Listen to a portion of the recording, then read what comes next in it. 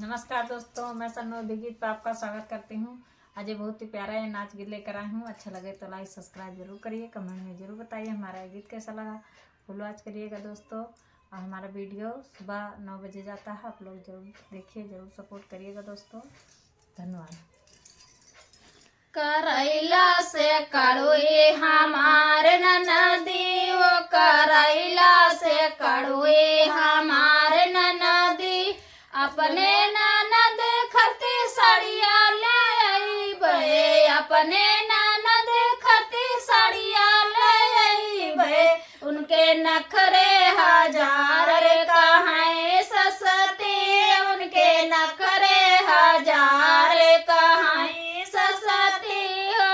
अब की नइबे तोहार बहिने राजा, अब ना बलइबे तोहार बहिने हो। करैला से कड़ुए हमार ननदी, हो करैला से कड़ुए हमार ननदी, अपने ननद खती ठिकाना अइबे, अपने ननद खती टिकवाले अइबे, उनके नखरे हजार कहाँ सितारे, उनके नखरे हजार कहाँ पितारे, राजा अब ना बलइबे तोहार बहिने, राजा अब ना बलइबे तोहार बहिने, राजा करैला से कड़ुए हमार बहिने, हो करैला से कड़ुए हमार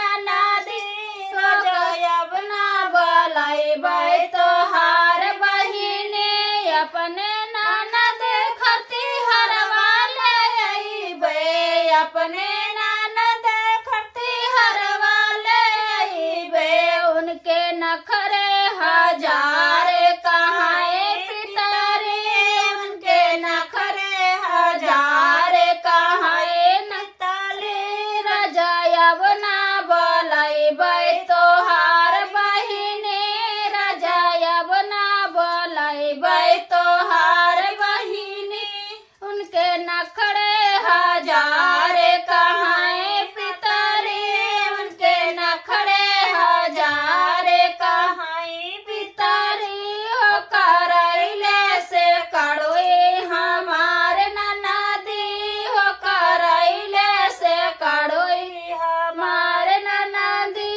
अपने ननद खती पायल मांगइबे, अपने ननद खती पायल मांगइबे, उनके नखरे हजार कहाँ ससती, उनके नखरे हजार कहाँ ससती, तो जब ना बलइबे तोहार बहिने, राजा अब ना बलइबे तोहार बहिने, हो करैला से कड़ुए हमार ननदी, हो करैला से कड़ुए हमार ननदी, राजा अब ना बलइबे तोहार बहिने, राजा अब ना बलइबे तोहार बहिने, अपने ननद खती खिरिया बनइबे, अपने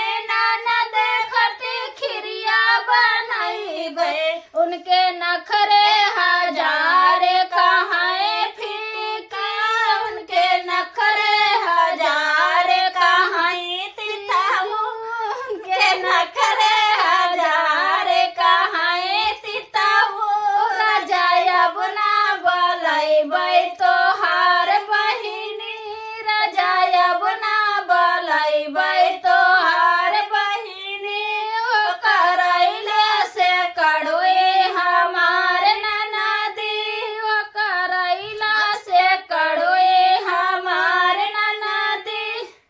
तो दोस्तों, हमारा ये गीत कैसा लगा आप लोग कमेंट में जरूर बताइएगा। फुल वॉच करिएगा दोस्तों। धन्यवाद।